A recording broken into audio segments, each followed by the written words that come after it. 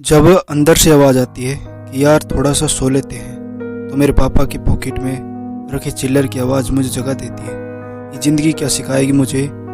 मेरी ज़िंदगी के पहले टीचर मेरे पापा थे और मैंने उन क्लासों को अच्छी तरह सीखा है। ये ज़िंदगी क्या डराएगी मुझे। मैंने डर को पापा से हारते हुए देखा है। टूट टूट कर वापस जुटना मैंने पापा से सीखा है। जुड़ जुड़ के आगे बढ़ना मैंने पापा से सीखा है।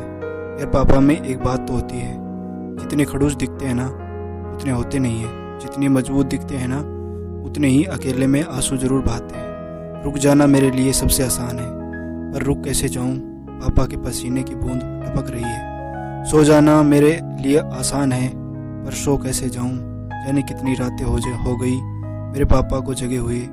बचपन में जब गिर जाता था तो पापा उंगली पकड़कर उठाते थे और बोलते थे कि शाबाश बेटा, कुछ नहीं हुआ। आज मेरे वही पापा खुद गिरने के कगार पर है।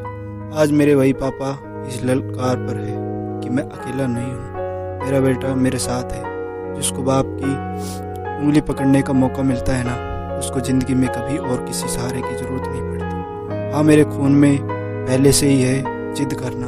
हाँ, मेरे खून में पहले से ही है जीतना।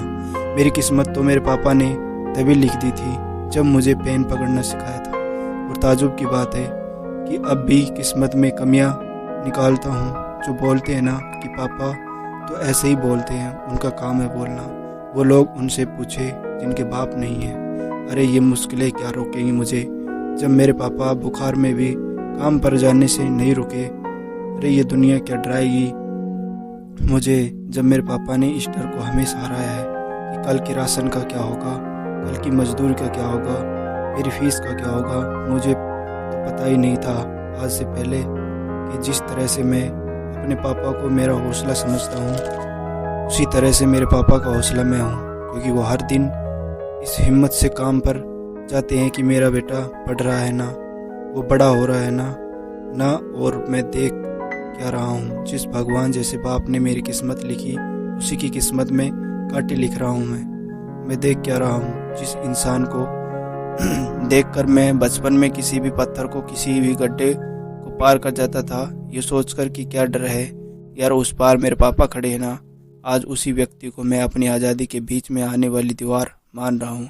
अरे अगर कोई तुम्हारी सफलता से खुश हो ना, तो या तो तुम खुद हो या फिर तुम्हारे माँ बाप होंगे। मैं उनका दर्द समझ सकता हूँ जिनके पापा नहीं है। इसलिए फिक्र मत करना दोस्त, तुम वो बनना जो तुम्हारे पापा अपनी ज़िंदगी में कभी नहीं बन पाए, लेकिन उस जगह पर तुम्हें अवश्य देखना चाहते थे। Thank you.